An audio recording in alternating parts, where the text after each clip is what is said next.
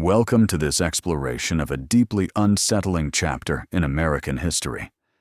Today, we delve into the events that shook the Missouri Ozark Mountains in 1915, when the name Carrie Bates became emblematic of terror and mystery. Before we begin, please share in the comments where you are watching from. I am curious to know who is joining us for this story. It was the early 20th century, and Missouri still contained vast stretches of dense forest and remote settlements. The Ozark Mountains, with their deep valleys and thick woodlands, formed a natural labyrinth where secrets could be buried forever. At that time, roads were unreliable.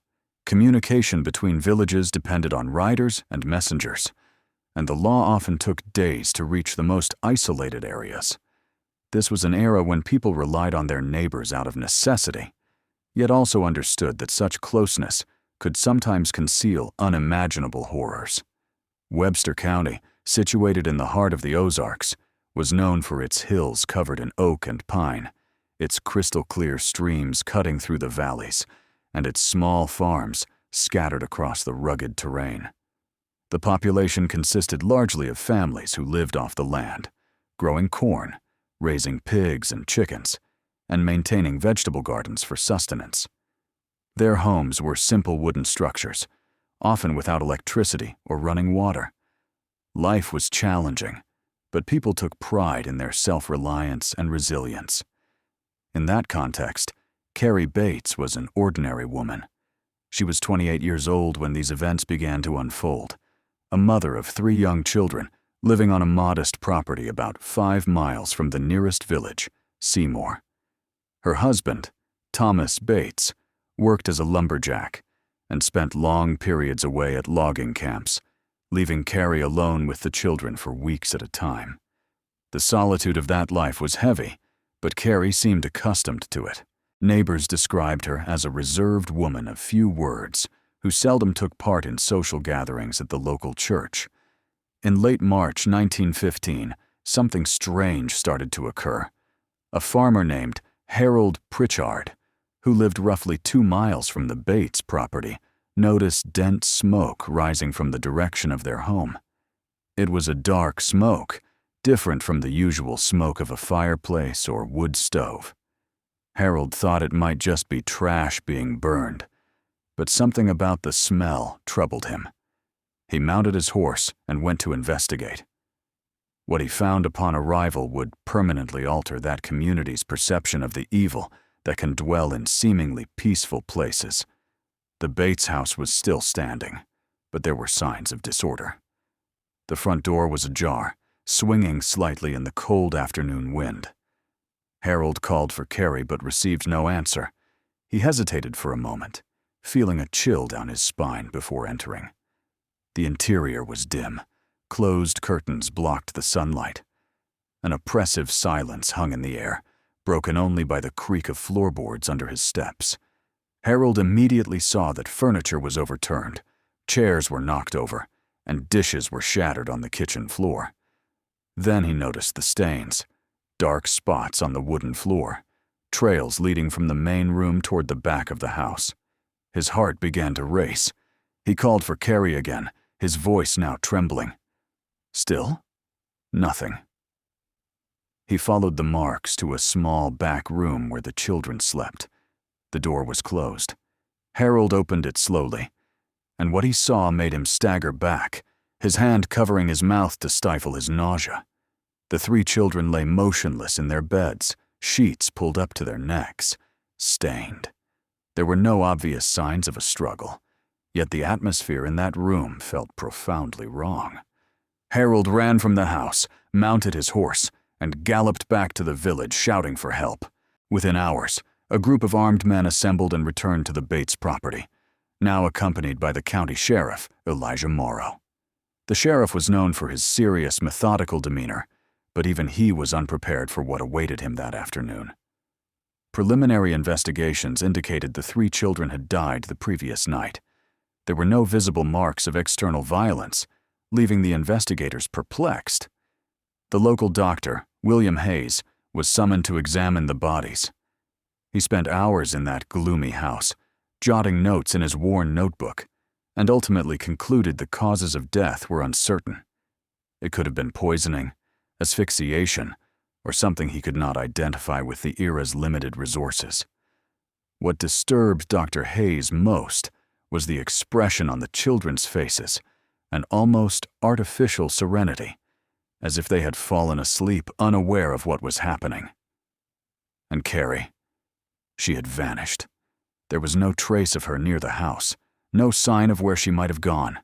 Her horse remained in the stable, her clothes hung on the line, her sewing bag lay on the living room table.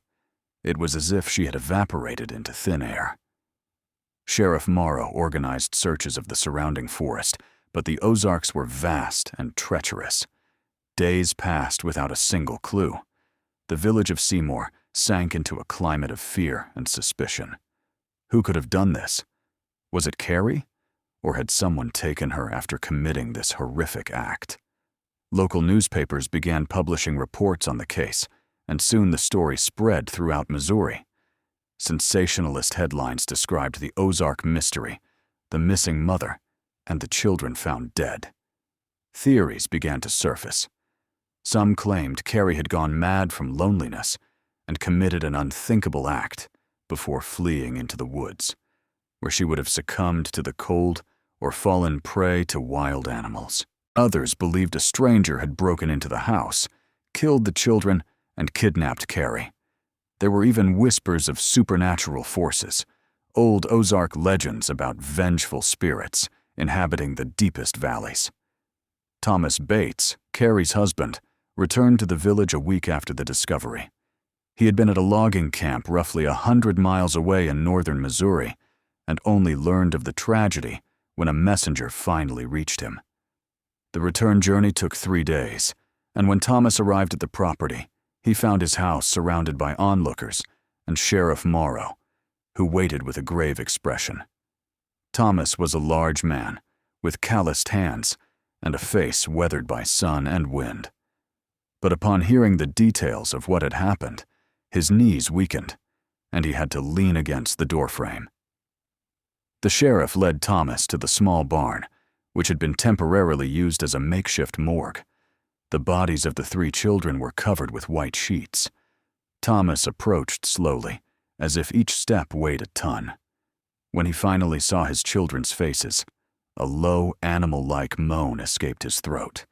He fell to his knees, his hands clutching the fabric covering his eldest daughter, a 7-year-old named Sarah. Sheriff Morrow and the other men present looked away, unable to bear the sight of a broken father. Over the following days, Thomas was interrogated extensively. The sheriff needed to eliminate the possibility of his involvement, although his presence at the logging camp had been confirmed by dozens of witnesses. Thomas answered every question with a choked voice, his eyes red from crying. He insisted Carrie would never harm the children, that she was a devoted mother, and something terrible must have occurred. When asked if there were marital problems, Thomas hesitated. He admitted Carrie sometimes seemed distant and melancholy, especially during his long absences. But this was common among isolated women in the region, he argued. It did not mean she was capable of something so horrific. The funeral for the 3 children was held on a gray April morning. The small cemetery at Seymour's Methodist Church was crowded. People came from neighboring villages, some out of solidarity, others driven by the morbid curiosity tragedies always attract. Reverend Josiah Blackwell led the ceremony with solemn words about life's fragility and the unfathomable mysteries of divine will. Thomas stood beside the 3 small coffins, motionless as a stone statue, his eyes fixed on the mountain horizon. He did not utter a single word throughout the entire service. Meanwhile, the search for Carrie continued. Sheriff Morrow organized teams that combed trails, caves, and creek banks. Bloodhounds were brought from Springfield, the nearest sizable town about 50 miles north. The dogs picked up a scent leading from the Bates home into the dense forest to the south, but lost it after roughly 2 kilometers near a stream swollen with spring thaw. It was as if Carrie had simply vanished or been swept away by the waters. Then, nearly 3 weeks after the disappearance, the first concrete clue emerged. A fur trapper named Nathaniel Cord, who worked in the Ozarks' most remote areas, arrived at the sheriff's office with a disturbing account. Nathaniel claimed to have seen a woman matching Carrie's description walking alone on an abandoned trail about 25 miles southwest of Seymour. This sighting occurred 2 days after her disappearance. The woman was barefoot, wearing only a dirt and blood-stained nightgown, and walked strangely as if in a trance. Nathaniel tried to approach, but when she saw him, she dashed into the dense forest with surprising speed. Sheriff Morrow immediately assembled a new search party and headed to the area Nathaniel indicated. It was a particularly inhospitable region where few ventured. The trees grew so thick they blocked sunlight even at noon, creating a perpetual twilight beneath the canopy. The terrain was rugged, full of ravines and loose rocks that made the hike perilous. For 2 days, the group scoured every valley and cave, calling Carrie's name until they were hoarse, but found nothing except animal tracks and the oppressive silence of that ancient forest. It was then that sighting reports began to circulate.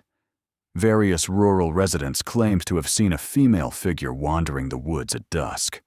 Some said she sang softly, a strange and unsettling melody that made dogs howl. Others swore they saw her near streams, repeatedly washing her hands in the icy water. A farmer named Edmund Price reported waking in the middle of the night to see a silhouette standing outside his bedroom window, watching him in silence.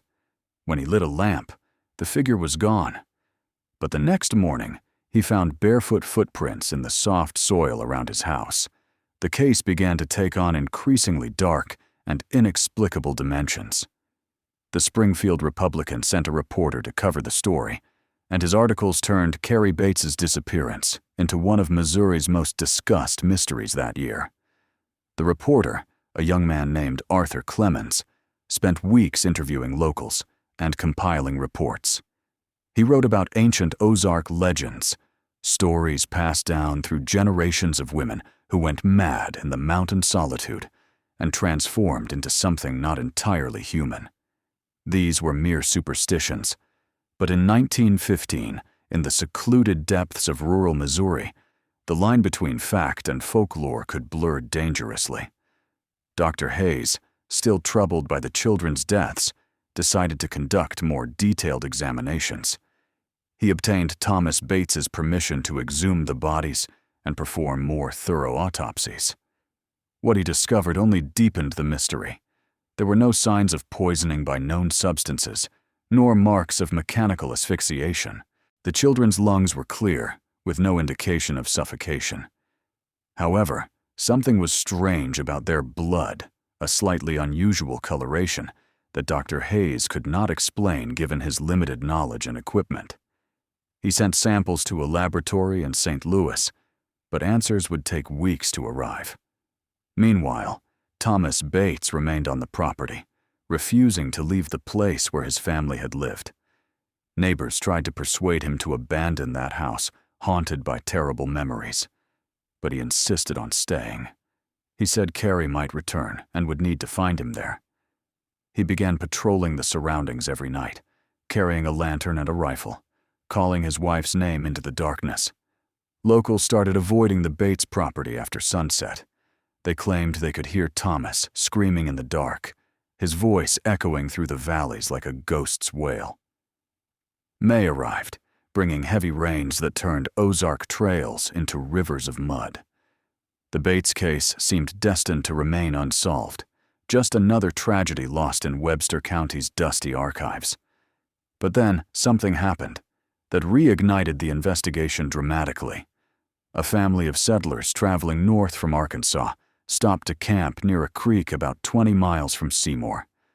The family consisted of patriarch Samuel Hodges, his wife Martha, and their 4 children. They had pitched tents near the shore, taking advantage of the fresh water and tree cover. On their second night, Martha woke startled around 3 a.m. She heard footsteps around the tents, the sound of sticks breaking under bare feet. At first, she thought it was an animal, perhaps a deer or raccoon looking for food. But then she heard something that chilled her blood. A female voice, whispering incomprehensible words in a monotonous tone. Martha nudged Samuel, who woke instantly and grabbed his shotgun. He crept out of the tent slowly, weapon drawn, and scanned the surroundings. In the dim light of their nearly extinguished fire, he saw a figure moving away toward the forest. Samuel shouted for the figure to stop, but she did not obey. He fired a warning shot into the air. The figure halted momentarily, turned partially, and Samuel glimpsed a pale woman's face with sunken eyes and a blank expression. Then she ran into the woods with astonishing speed, disappearing into the shadows. In the morning, the Hodges family examined the spot where the woman had stood. They found barefoot footprints and dried bloodstains on the ground. The older children noticed something hanging from a low branch, a torn, dirty piece of white fabric that appeared to be from a nightgown. The family traveled to Seymour and reported the incident to Sheriff Morrow. When Martha described the woman they had seen, the sheriff felt a shiver down his spine. The description matched Carrie Bates perfectly. He took the fabric piece the family had brought and showed it to Thomas, who confirmed in a trembling voice that it was the same material as Carrie's nightgown. The sheriff immediately organized an expedition to the Hodges campsite. This time, he brought not only armed men, but also 2 experienced trackers brothers of Native American descent named Joseph and Daniel Whitecrow, renowned for their ability to follow trails under the most difficult conditions. The Whitecrow brothers meticulously examined the area. Recent rains had erased many clues, but they identified a pattern. The footprints suggested the woman had been roaming the region for weeks, moving mostly at night, avoiding populated areas, but occasionally approaching isolated farms. Joseph pointed to marks on trees, small scratches that appeared to be made by human fingernails. The trackers informed the sheriff that the individual leaving these signs was surviving in a primitive manner, likely consuming roots, small animals, and whatever could be foraged. This person was evidently in a state of profound desperation. The search party followed the trail for 3 days across increasingly rough terrain, entering parts of the Ozarks seldom visited even by seasoned hunters. This was a region of deep ravines, where springs emerged from moss-covered stones, and the wind moaned through the pines like sorrowful voices. On the 3rd day, as they considered turning back due to dwindling supplies, Daniel Whitecrow discovered something that halted the entire group. A small cave, partially concealed by thick vegetation at the base of a limestone cliff. Sheriff Morrow lit his lantern and entered first, his heart pounding. The cave extended about 5 meters back, with a low ceiling that forced the men to stoop. The floor was covered with dry leaves and branches that appeared to have been deliberately arranged into a crude nest. Scattered about were the gnawed bones of small animals. And there, in the rear, huddled against the stone wall, was a human figure wrapped in filthy rags.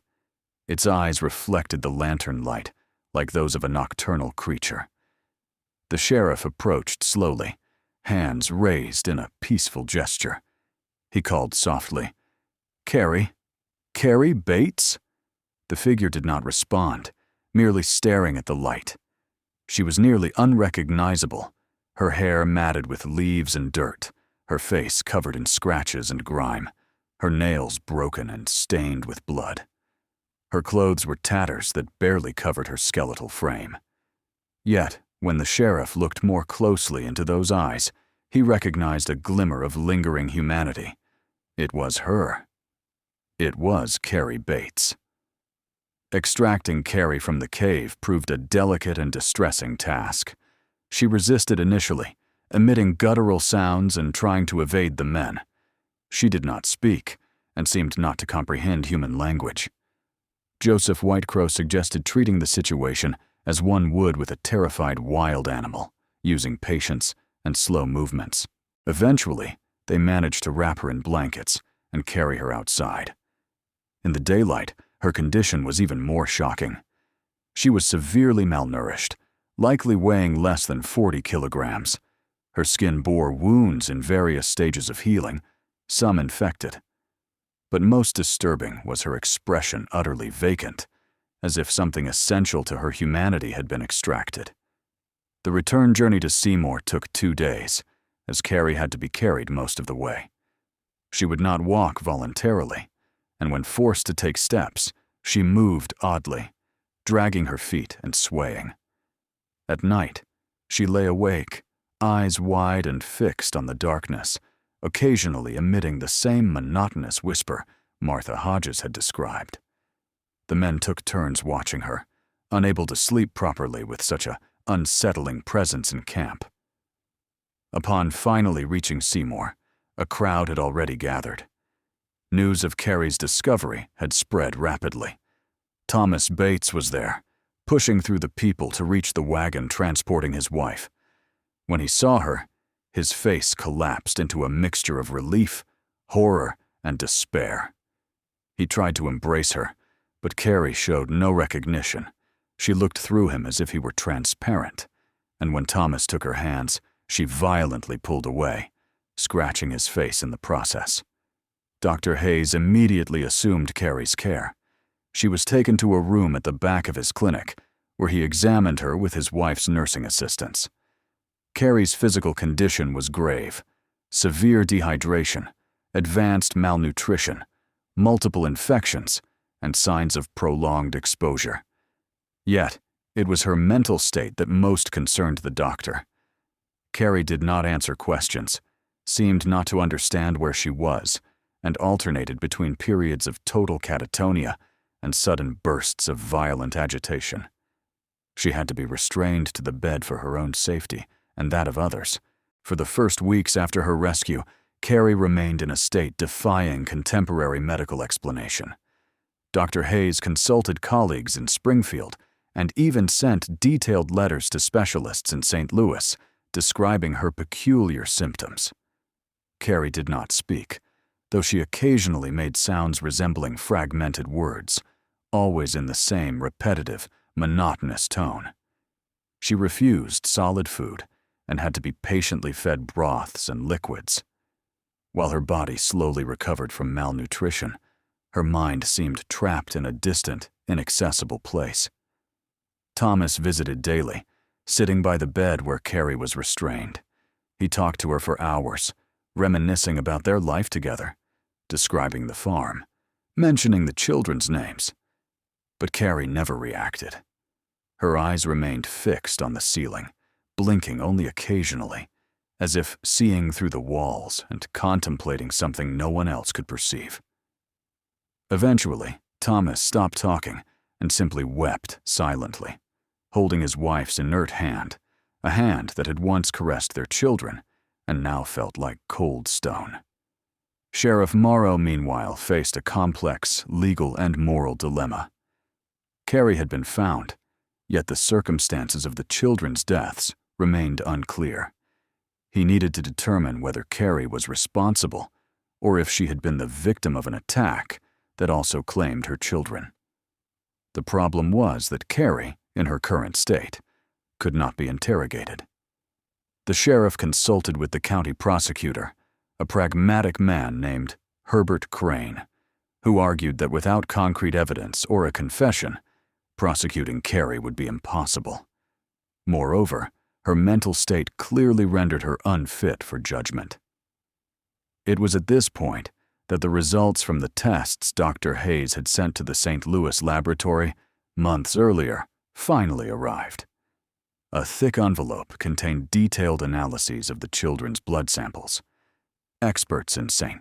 Louis had found something intriguing: traces of an unidentified alkaloid substance, possibly of plant origin.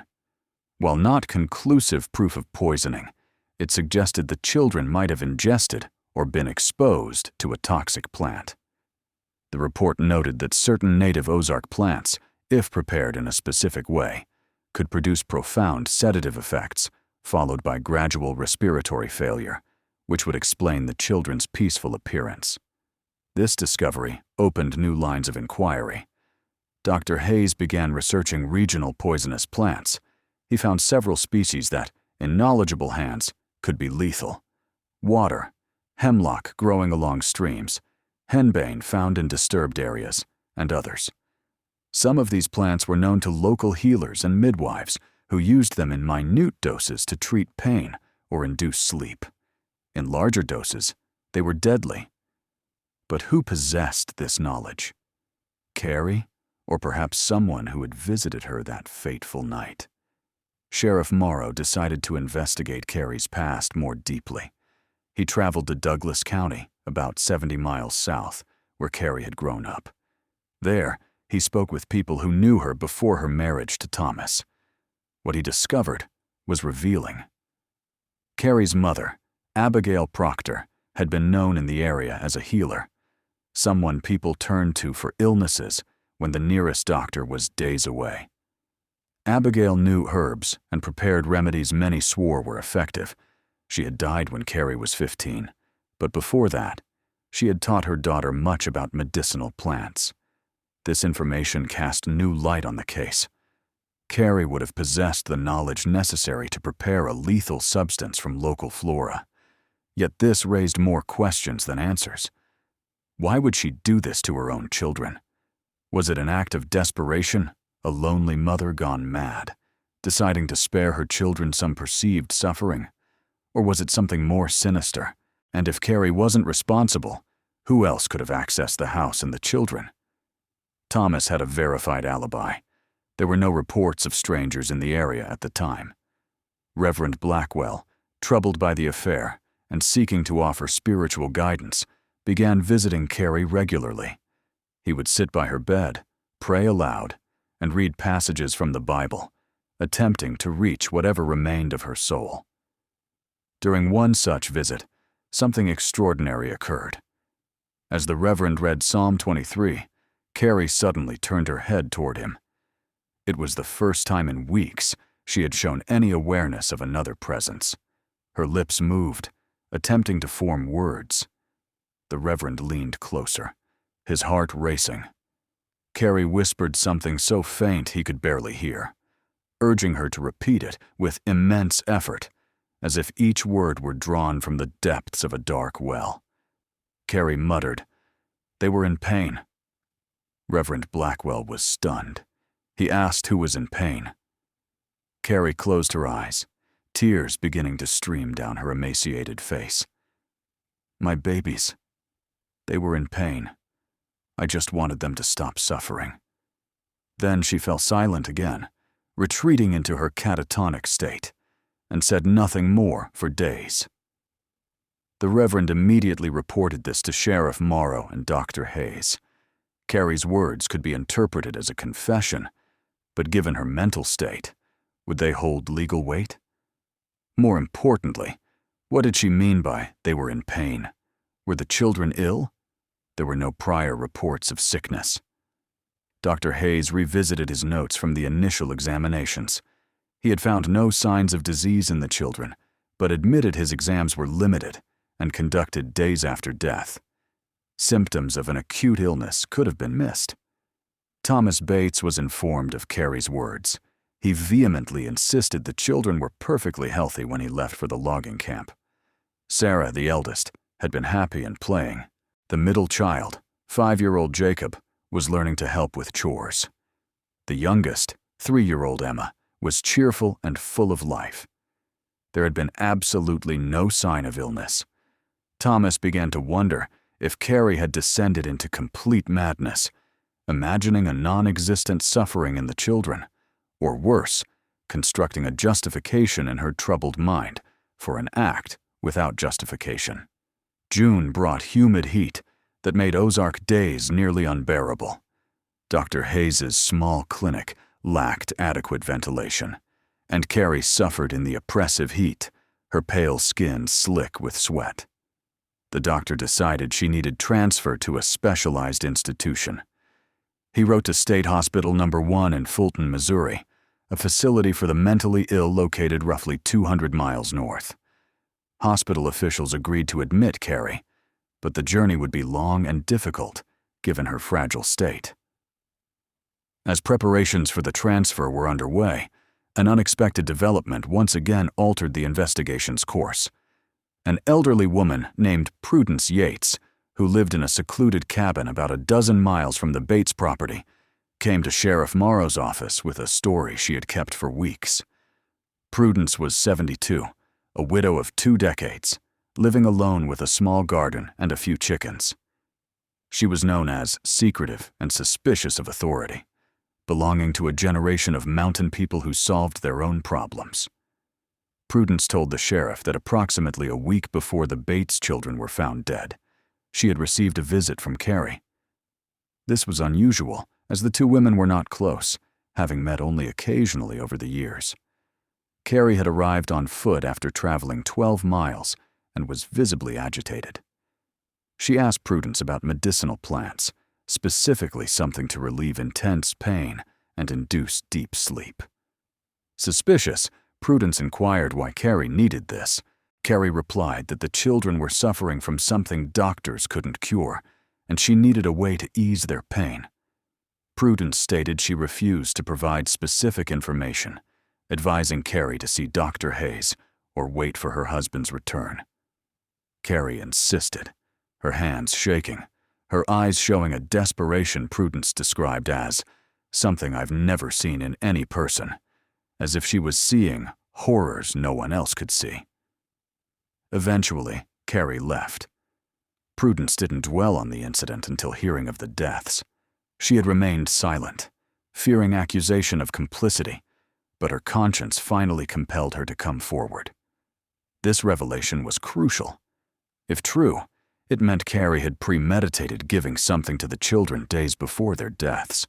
The sheriff asked Prudence why she hadn't sought help or alerted anyone when Carrie asked such strange questions. The old woman lowered her eyes and admitted that in the Ozarks, people learned not to meddle in others' affairs. Families solved their own problems, and interference could cause more harm than good. A harsh but common philosophy in those remote times and places where law was distant and communities handled matters internally. Sheriff Morrow confronted Thomas with this new information. The man was stunned. He insisted the children were healthy, that nothing was wrong. But after a heavy silence, Thomas admitted something he hadn't mentioned before. In the weeks preceding his departure for the logging camp, he had noticed Carrie behaving oddly. She spent long periods watching the children sleep, staying by their bedsides for hours. When Thomas asked what she was doing, she said she was just making sure they were all right, that nothing happened to them. At the time, Thomas attributed this to a mother's protective nature, especially with his impending long absence. But there was more. Thomas recalled Carrie mentioning casually over dinner, a few days before he left, that she sometimes wondered if the children would be better off elsewhere, away from the harshness of their isolated life. Thomas hadn't taken it seriously, thinking it was just weariness and loneliness speaking. Now, viewed through the lens of tragedy, those words took on an ominous weight. Had Carrie planned everything? Had she decided, in her troubled mind, that the only way to save her children from life suffering was to remove them from it? Dr. Hayes, upon hearing all these new details, began to form a theory. He believed Carrie had suffered from what was then called puerperal melancholy, or what would now be recognized as severe postpartum depression, possibly evolving into psychosis. Although Emma, the youngest, was already 3, the effects of untreated mental conditions could persist and worsen, especially under the strain of isolation and loneliness. The doctor theorized that Carrie had developed delusions about her children being in danger or suffering in some way invisible to others. In her sick mind, she may have believed she needed to save them through death. This theory offered a tragic, yet medically and psychologically plausible explanation. However, several aspects of the case remained unanswered. Why did Carrie flee into the wilderness after the act? How did she survive for weeks under the most brutal conditions, regressing to an almost feral state? And most unsettlingly, why did her final words imply that children were genuinely suffering? Did she perceive something others did not? Or had her mind fabricated an imaginary agony to rationalize the unforgivable? After reviewing all evidence, Prosecutor Crane reached a decision that would split the community. He stated that while strong indications suggested Carrie Bates caused her children's deaths, her mental state at the time of the events and her current condition rendered a fair trial impossible. He recommended her indefinite commitment to the state hospital in Fulton for treatment and custodial care. Thomas Bates did not contest this. He was too exhausted and emotionally devastated to fight, wishing only for an end. Carrie's transfer occurred on a foggy July morning. She was placed in a specially prepared wagon, restrained for safety, accompanied by Dr. Hayes and 2 assistants. Thomas came to say goodbye. Looking at the creature strapped in the wagon, the being that had once been his wife and the mother of his children, he could recognize nothing of the woman he had loved. Carrie did not look at him. Her eyes remained fixed on some distant point, as if she were not truly present, as if her soul had remained in that Ozark cave. The journey to Fulton took 5 days, with stops in villages for rest. At each stop, onlookers gathered to see the Ozark madwoman, as newspapers called her. Dr. Hayes tried to shield her from the crowds, but the morbid attention was unavoidable. Carrie remained indifferent, showing no awareness of being watched, no reaction to whispers or notes. Upon arrival at State Hospital No. 1 in Fulton, Carrie was taken directly to the severe patients ward. The institution's director, Dr. Leonard Ashford, conducted a thorough examination. He agreed with Dr. Hayes's diagnosis of severe melancholy with psychotic components, but added he had never seen a case of such extreme regression. Carrie had not only lost coherent speech, but also many basic human behaviors, requiring constant care and prolonged treatment. Dr. Ashford was honest in admitting the chances of full recovery were slim. Months turned into years within the gray walls of the Fulton State Hospital. Carrie Bates became patient 27 in the West Wing, a number replacing her name in institutional records. Mental illness treatment in 1915 was rudimentary and often brutal, though Dr. Ashford strove to apply the most humane methods available. Carrie underwent hydrotherapy, immersed in cold water for prolonged periods to calm agitation. She received bromides and laudanum-based sedatives when her agitation became uncontrollable. During her first year of hospitalization, Carrie remained largely mute. She occasionally uttered fragmented words. Pain. Dark. They're waiting.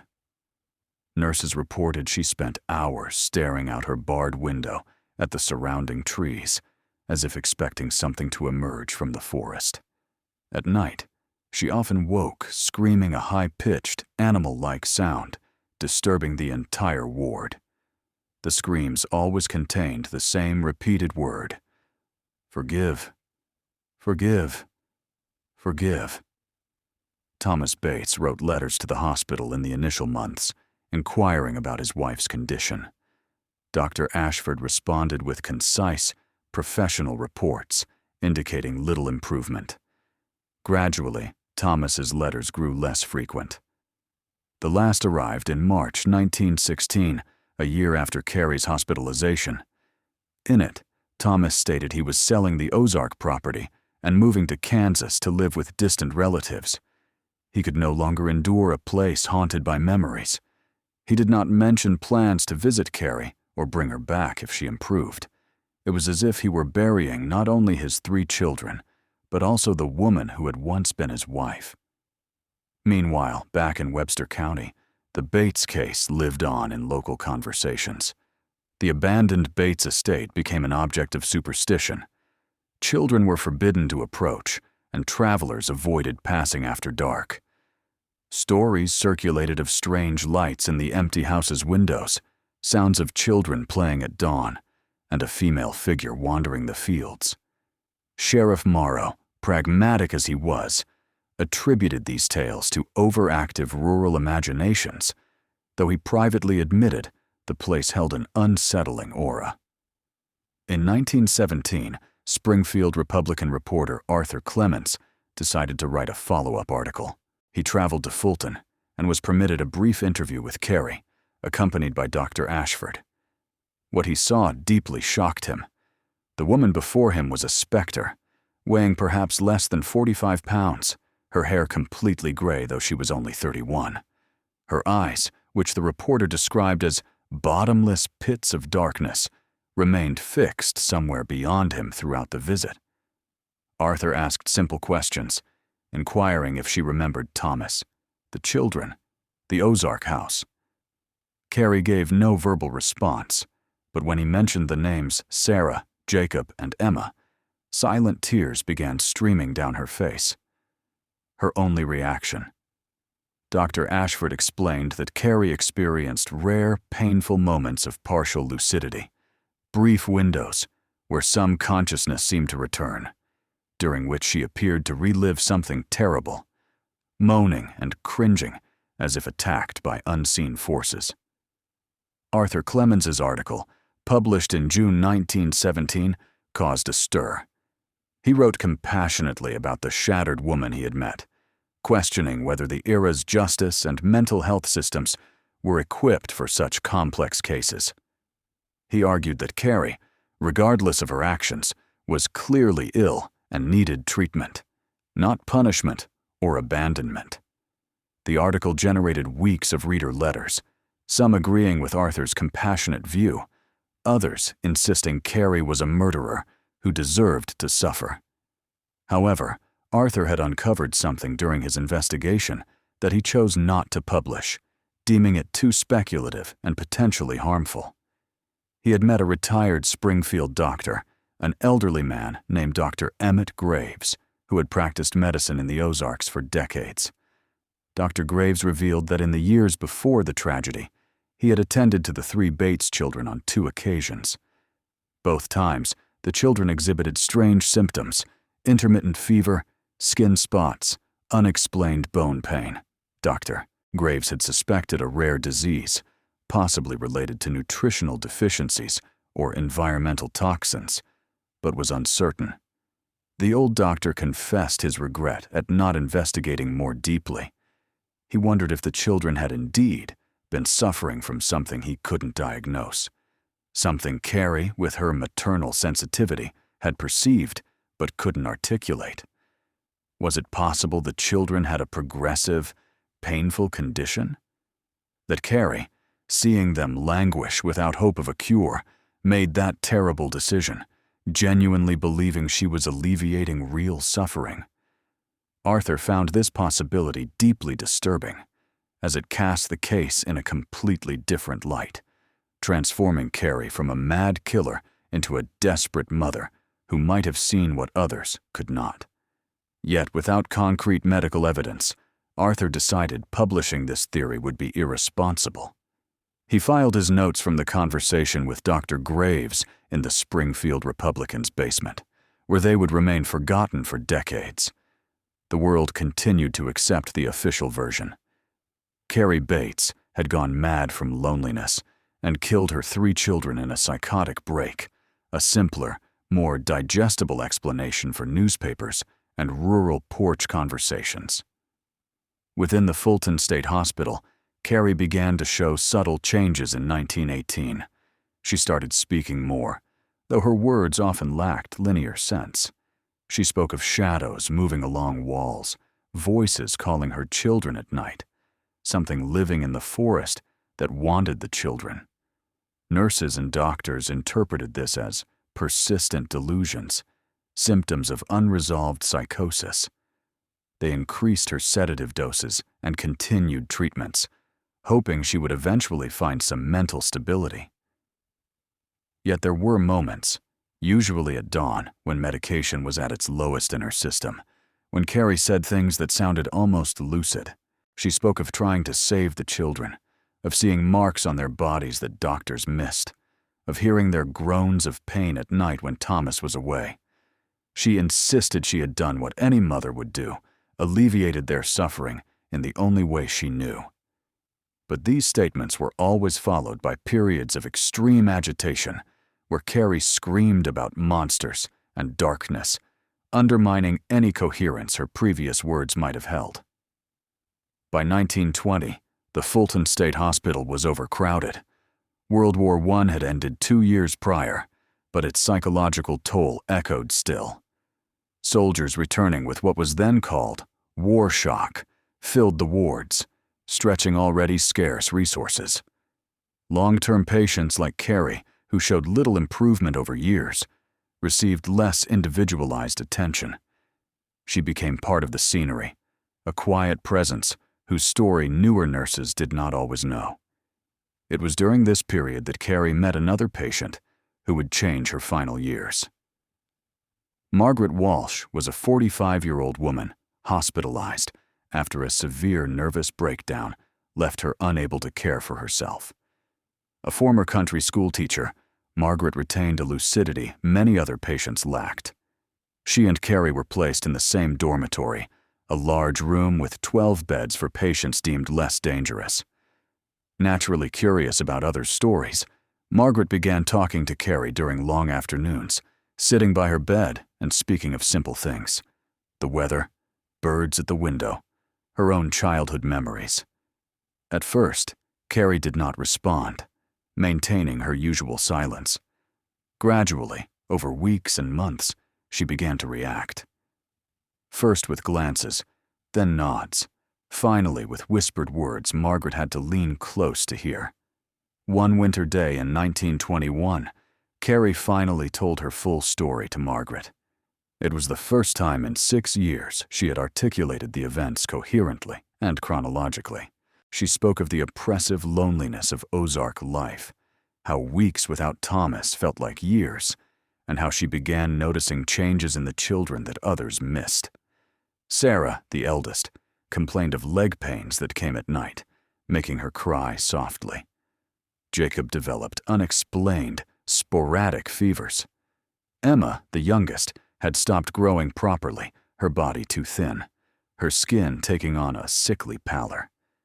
Carrie said she took the children to Dr. Graves twice, but he found nothing definitively wrong, suggesting only better food and more sunshine generic advice given when the cause is unknown. But Carrie knew something was wrong. She saw it in her children's eyes, heard it in their nightly moans. In desperation, she turned to Prudence Yates, seeking alternatives when conventional medicine failed. When Prudence refused to help, Carrie returned home feeling utterly alone under the terrible weight of watching her children waste away. The night before the children died, Carrie said they were especially ill. Sarah cried in pain, Jacob had a high fever, and Emma could barely move. Carrie stayed awake all night, applying cold compresses, offering water, and praying, but nothing helped. At dawn, in a state of desperate clarity, she made a tea from plants her mother had taught her about years before, plants that brought deep sleep and peace. She gave the tea to her 3 children, telling them it was medicine to make them feel better, and they, trusting their mother, drank without question. Carrie watched as the tea took effect. The children stopped moaning, their faces relaxed, and they fell into a profound sleep. She sat by their beds for hours, holding their small hands as their breaths grew further apart and shallower, until they finally ceased completely. She described that moment as both the most peaceful and most devastating of her life. She had freed her children from suffering, but had destroyed everything that gave her own existence meaning. When she fully grasped what she had done, something inside her broke irreparably. Carrie said she did not remember leaving the house or entering the woods. Her memories of the following weeks were fragmented and hazy, like a nightmare from which she could not wake. She wandered the Ozarks in a state neither fully conscious nor completely unconscious, her body operating on a primal survival level as her mind disintegrated. Finding that cave was instinctive. Seeking darkness and isolation was all her shattered being could process. She wanted to disappear, to become part of the earth, to cease existing. Margaret listened in silence, holding Carrie's trembling hand. When the story ended, Carrie wept silently, tears streaming down her prematurely aged face. Margaret offered no judgment or comfort. She simply remained present, witnessing another broken soul's pain. That night, Margaret wrote in a letter to her sister that she had never met anyone carrying a burden as heavy as Carrie Bates, and wondered if there was enough pity in the world for this shattered woman. The story Carrie told Margaret was never officially recorded. It remained solely between the two women, a confession made not to authorities or doctors, but to another broken person who could understand without condemning. Dr. Ashford and his team continued treating Carrie based on the original diagnosis of psychotic melancholy. They never learned the full details she had shared, never grasped that perhaps there was a layer of tragedy deeper than mere madness. In 1923, Margaret Walsh was released from the hospital, her condition having improved enough to return to her family's care.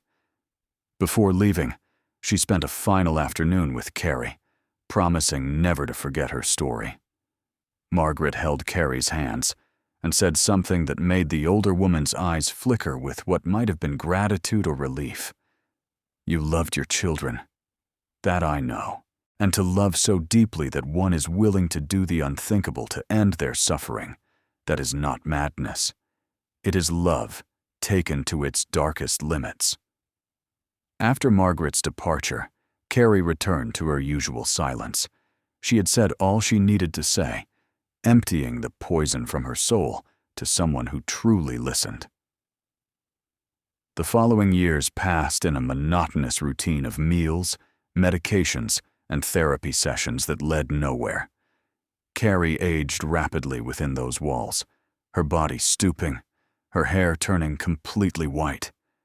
She rarely spoke, rarely made eye contact with nurses or other patients. It was as if she were simply waiting, patiently and resignedly, for death to finally come. The world outside kept turning. The Ozarks remained essentially unchanged, their forests and valleys holding old and new secrets. The Bates property was sold, then abandoned, then sold again. Different families tried to live there, but none stayed long.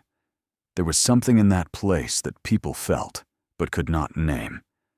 A melancholy soaked into the very planks of the house, a sadness permeating the air. In Seymour and surrounding villages, the Bates case became local legend, a story told on dark nights to frighten children or illustrate the dangers of loneliness and madness. Details distorted over the years, exaggerated and romanticized as they passed from mouth to mouth. Some said Carrie had been possessed by forest spirits. Others claimed she made a pact with dark forces. Few remembered the real woman, the desperate mother who had perhaps seen something others could not. The 1930s brought the Great Depression, and even institutions like the Fulton State Hospital felt its devastating effects. Budgets were slashed, employees laid off, and already precarious conditions deteriorated further. Carrie, now in her 40s, had become one of the institution's longest-serving patients, a ghostly presence wandering the halls when allowed, always silent, always with that distant gaze, seeming to see through walls and time. In 1934, a young psychiatrist named Dr. Richard Brennan was hired. Hailing from Boston, he had studied new theories about psychological trauma and its manifestations, and took a particular interest in old cases. Patients hospitalized for decades, without anyone truly trying to understand the deep roots of their conditions. Carrie Bates's file immediately caught his attention. 19 years in the hospital, practically no improvement, repetitive treatments that clearly did not work. Dr. Brennan began weekly sessions with Carrie. Unlike previous doctors focused on controlling symptoms with medication, he wanted to understand her history, her perspective, her thoughts. The initial sessions were frustrating. Carrie sat silently, staring out the office window, not answering questions. But Dr. Brennan was patient. He showed up every week, speaking softly, never forcing her, simply creating a space where she could speak if she wished. It took 6 months, but eventually Carrie began to respond, not with the full story she had told Margaret Walsh years earlier, but with fragments, memories surfacing like wreckage floating on a deep lake. She spoke of the sound of the wind in the Ozarks, how the trees whispered at night, the loneliness that weighed like a stone on her chest. She mentioned the children obliquely, never directly, referring to them only as the 3 little ones, or the ones who have departed. Dr. Brennan meticulously wrote everything down, beginning to form a more complex portrait of what had happened. During a particularly revealing session in October 1935, Carrie spoke about illness. She described her children's symptoms in astonishing detail. Sarah's joint pains worsening at night, Jacob's cyclical fevers following a 3-week pattern, the swelling in Emma's abdomen she had noticed, but the doctor dismissed as normal. Dr. Brennan, with his modern training, recognized something in this description. Symptoms possibly corresponding to a rare condition related to severe nutrient deficiency or chronic exposure to environmental toxins. Dr. Brennan decided to investigate further. He wrote to Webster County requesting access to any old medical records of the Bates children. To his surprise, he found in the archives of the now-deceased Dr. Graves detailed notes from the 2 consultations, confirming the doctor had observed troubling symptoms but could not reach a definitive diagnosis. More interestingly, Dr. Graves noted his suspicion that the children might have been exposed to something in their home environment, possibly contaminated water or fungi on the walls. Armed with this information, Dr. Brennan did something no doctor had done before. He seriously considered the possibility that Carrie had not gone mad at random, but had responded, tragically and wrongly, to a real situation of suffering. He presented his findings at a medical conference in St. Louis in 1936, arguing the Bates case was more complex than the simple label of psychotic filicide suggested. His presentation met skepticism from older colleagues, but younger doctors found his theories fascinating. However, these findings changed nothing for Carrie. She remained hospitalized, her official diagnosis unchanged. Understanding her possible motivations did not make her any less sick. It did not undo what had happened. Any consolation in knowing she might not have been simply a mad woman killing her children for no reason, but a desperate mother making an impossible decision in the face of suffering. She believed unbearable, was too small, and too late to make a practical difference. Dr. Brennan continued working with Carrie until 1938, when he accepted a position at a New York hospital. Before leaving, he had a final session with Carrie. He told her about his findings, how he now understood she had acted not only from madness, but from love distorted, desperate love. Carrie listened in silence. When he finished, she looked him straight in the eye for the first time in years and said in a surprisingly clear voice, "It doesn't matter why I did it. It matters that they are gone, and I am still here. This is the real punishment. Not these walls, not the remedies. It's waking up every day remembering." Those were the last coherent words Carrie Bates uttered. After Dr. Brennan left, she regressed into silence again. The 1940s brought World War II, and the hospital flooded with new patients, traumatized veterans, civilians broken by war's stress. Carrie became even more invisible in the overburdened system, just another old patient occupying a bed, consuming scarce resources, existing without truly living. Nurses caring for her during this period later reported Carrie developed an invariable routine. She would wake at dawn, sit by her dormitory window, and remain there staring out until nightfall. It did not matter the weather: rain, snow, sunshine, or gray skies. She just stared. Some nurses wondered what she saw outside, what held her attention so completely. Others thought she was not really looking at anything external, but at some inner landscape, a memory playing over and over in her mind, like a scratched record. In 1943, a letter arrived at the hospital addressed to Carrie Bates. It was from Margaret Walsh, the former patient who had been her friend 20 years earlier. Margaret was dying of cancer and wanted Carrie to know she had never forgotten her, that she still held Carrie's story as something sacred and precious. The letter read, "You have carried a burden that would break anyone. The fact that you are still here, still breathing, still existing, is a form of strength the world does not recognize, but that I recognize.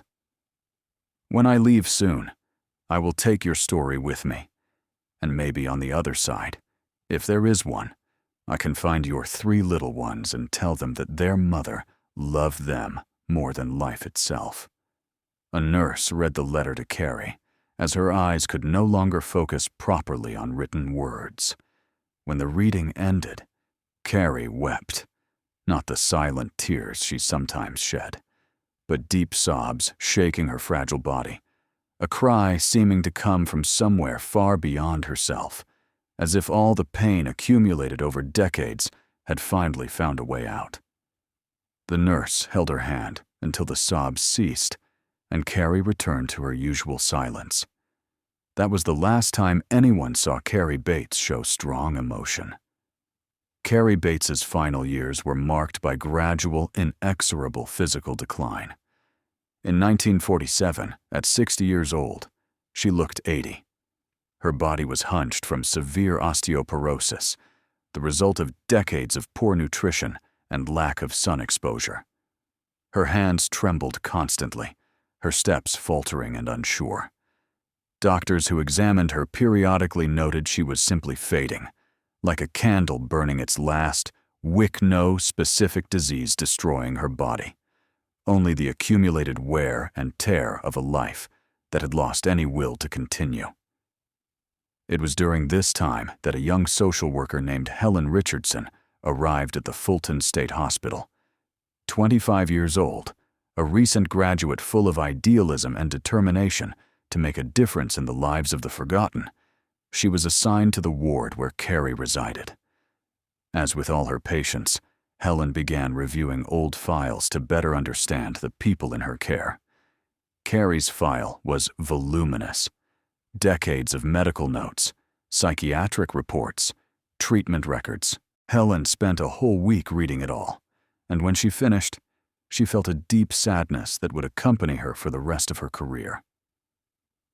Helen began visiting Carrie daily. She did not try to conduct therapy or extract information. She simply sat beside the chair where Carrie spent her days and talked about ordinary things, describing the world outside, telling stories about her own family, reading aloud excerpts from books and newspapers. Carrie never answered, but Helen noticed small signs she was listening. A slight tilt of the head, faster blinking, occasionally the ghost of an expression that could have been interest or recognition.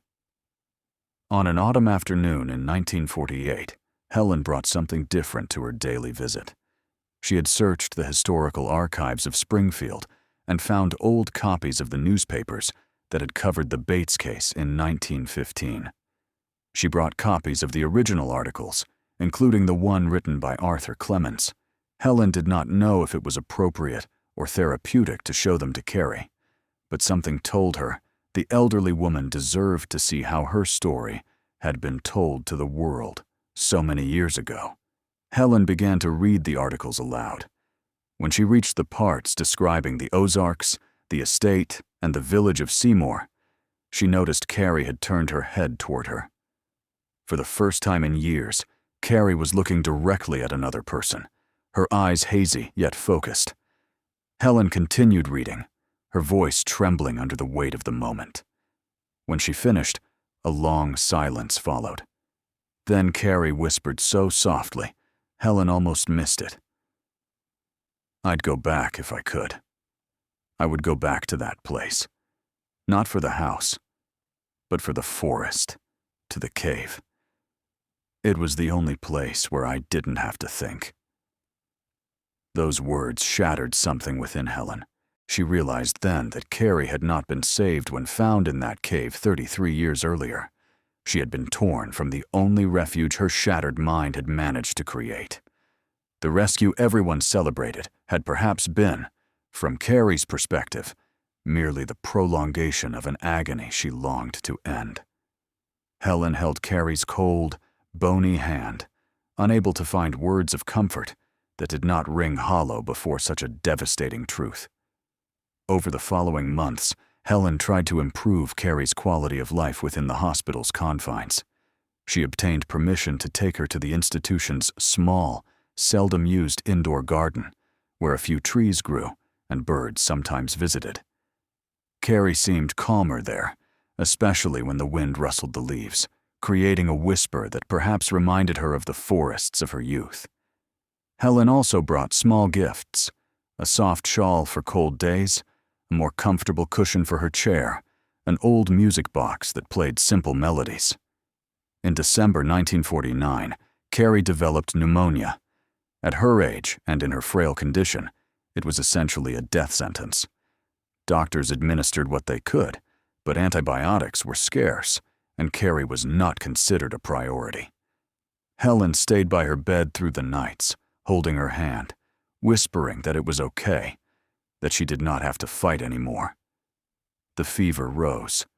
Carrie's breathing grew labored and shallow. She drifted in and out of consciousness, sometimes muttering incomprehensible words, sometimes lying eerily still. In the early hours of December 23rd, with Helen still at her side, Carrie opened her eyes one last time. For the first time in decades, her gaze held something like true clarity. She looked at Helen and whispered in an almost childlike voice, "They're calling me. Sarah, Jacob, Emma. I hear them. Can I go now?" Helen, tears streaming down her face, gently squeezed Carrie's hand and replied, "Yes, Carrie. You can go. Go find your babies." Carrie smiled, a genuine smile that briefly transformed her ravaged face into something reminiscent of the woman she had been before everything fell apart. She closed her eyes, and her breathing ceased gently, like a breeze finally stilling. Carrie Bates died at age 62, having spent 34 years at the Fulton State Hospital. More than half her life lived within those gray walls, more than half her existence defined by an act committed on a single terrible night in the Ozarks. There was no family to claim her body. Thomas Bates had died 5 years earlier in Kansas, having remarried and never spoken of his first family to his new children. There were no friends, no known relatives. Carrie would have been buried in the hospital cemetery in a grave marked only with a number, one among hundreds of forgotten souls. But Helen Richardson did not allow that to happen without some form of recognition. Using her own limited funds, she purchased a small headstone. On it, she asked to have engraved not only the name and dates, but also a simple phrase, "Mother of Sarah, Jacob, and Emma, now reunited." When the stone was placed, Helen visited the grave one last time before winter hardened the ground completely.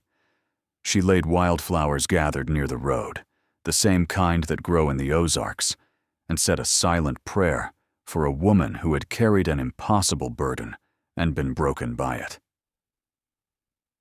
The case of Carrie Bates was officially filed as closed. Records were kept in the hospital basement, eventually transferred to state archives when the Fulton State Hospital closed decades later. Most documents were lost or destroyed over the years, victims of floods, administrative reorganizations, and simple disregard for old stories. Only fragments remain, incomplete pieces of a tragedy that once shook the Ozark Mountains and utterly destroyed a human life. In the decades following Carrie's death, the case gradually faded from collective memory. Those who had lived through the events grew old and died, taking their vivid memories of those dark 1915 days with them. The village of Seymour grew modestly into a small town with paved roads and electricity. The property where the Bates children died changed hands several more times until it was finally demolished in the 1960s to make way for a commercial soybean field. Nothing remains of the original house, no physical mark of where the tragedy unfolded. But stories have a life of their own, especially in the mountains. Though the specific details of the Bates case were forgotten by most, distorted and embellished versions persisted in local Ozark folklore.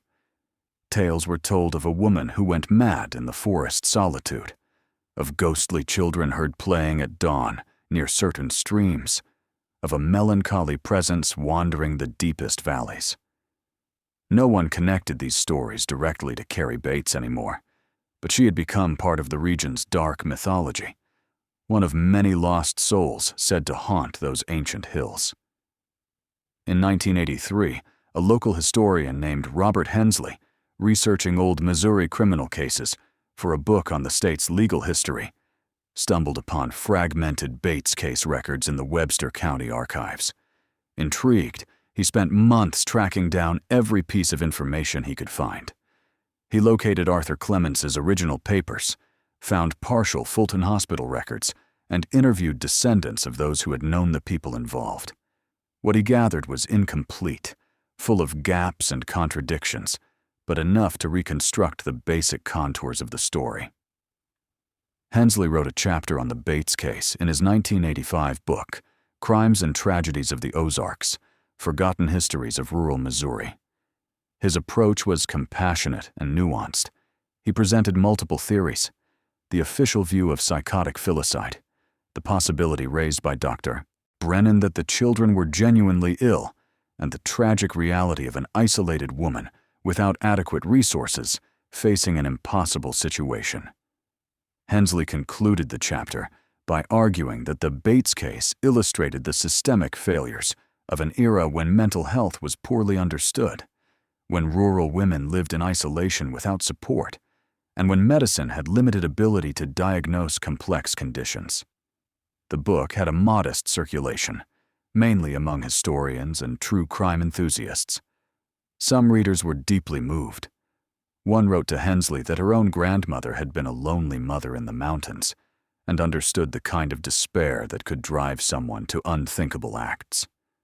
Another, a psychiatrist, analyzed the case through the modern lens of severe postpartum depression and puerperal psychosis conditions that in 1915 had no name and no proper treatment. In 1997, an independent filmmaker named Sarah Chen read Hensley's book and became captivated by Carrie Bates's story. She traveled to Missouri, visited the sites where events had occurred, and searched for any remaining physical evidence. She found little. The cave where Carrie had been discovered still existed, hidden and nearly inaccessible, overgrown after decades. The cemetery of the former Fulton State Hospital, now closed and abandoned, was overrun. But Sarah managed to locate the headstone Helen Richardson had placed, still legible after nearly 50 years. Sarah Chen produced a 30-minute documentary about the case, shown at film festivals, and later made available online. She interviewed historians, psychologists, and descendants of Ozark residents from that time.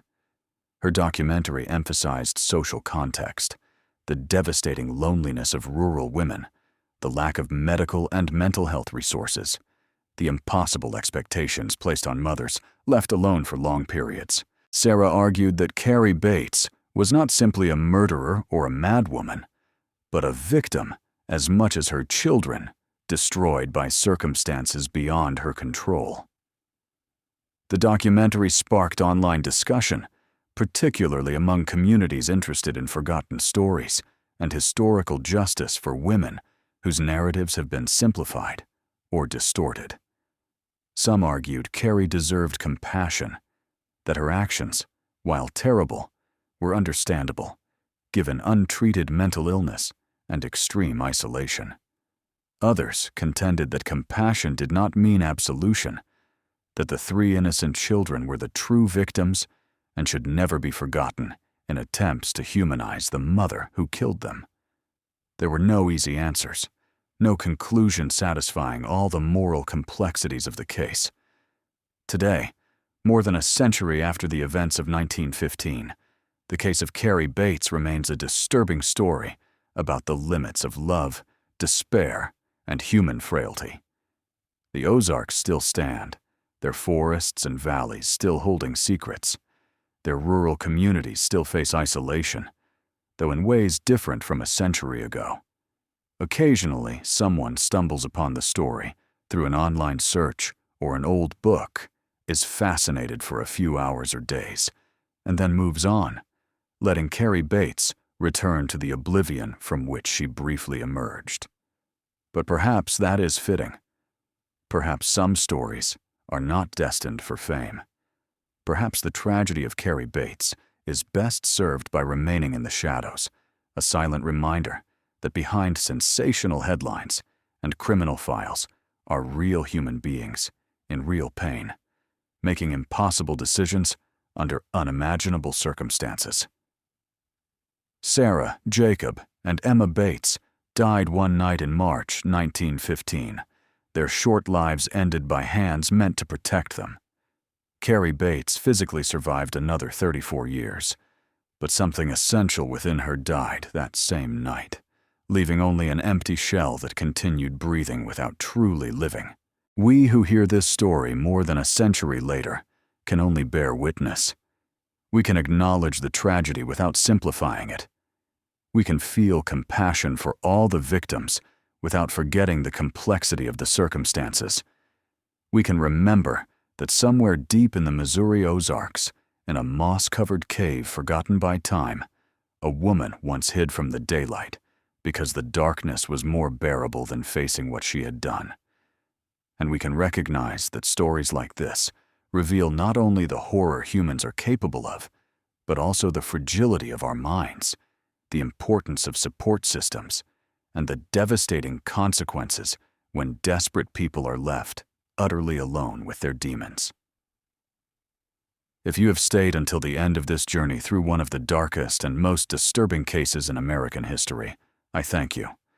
Stories like Carrie Bates's are not easy to hear, but they are important to tell and to remember. If this account has made you reflect or touched you in any way, consider following for more forgotten stories from history. Share your thoughts on this case and let me know where you are listening from. Until the next story, take care of yourself and of those around you.